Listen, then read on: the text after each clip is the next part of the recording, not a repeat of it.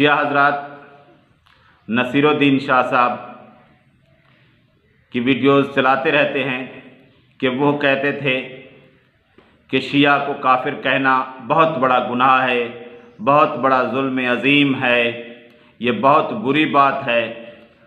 तो अब उन ही बातों से जो वो कहा करते थे उन ही से नसीरुद्दीन शाह के अक़वाल में यानी उनका कहना ही ये बनता है कि शिया काफिर हैं। यानी नसीरुद्दीन शाह ने इनके ऊपर फतवा लगा दिया कि तुम काफिर हो। क्यों? क्योंकि उन्होंने कहा है कि कोई शिया ऐसा नहीं है कि जो ये दावा करता हो कि ये कुरान मजीद असली नहीं है।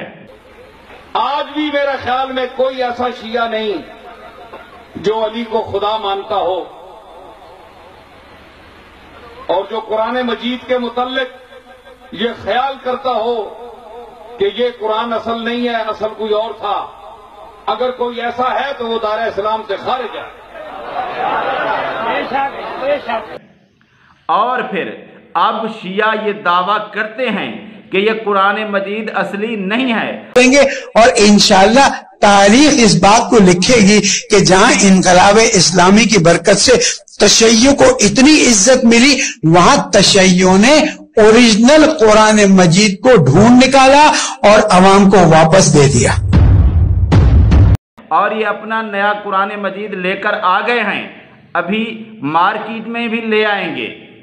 तो फिर नसीरुद्दीन शाह के कहने के मुताबिक कि जो शख्स ये दावा करता है कि ये कुरान मजीद असली नहीं है, वो दायरा इस्लाम से खारिज है, वो काफिर है। तो अब नसीरुद्दीन शाह का फतवा लगा इन पर, क्योंकि ये कहते हैं कि ये कुरान असली नहीं है। और नसीरुद्दीन शाह भी कहता है कि जो ये कहे कि ये कुरान असली नहीं है, वो दायरा इस्लाम से खारिज है, वो काफिर है। तो डायरेक्ट उसका फतवा लगा इन पर कि ऐ शिया तुम काफिर हो, क्योंकि तुम ये कहते हो कि ये कुरान असली नहीं है।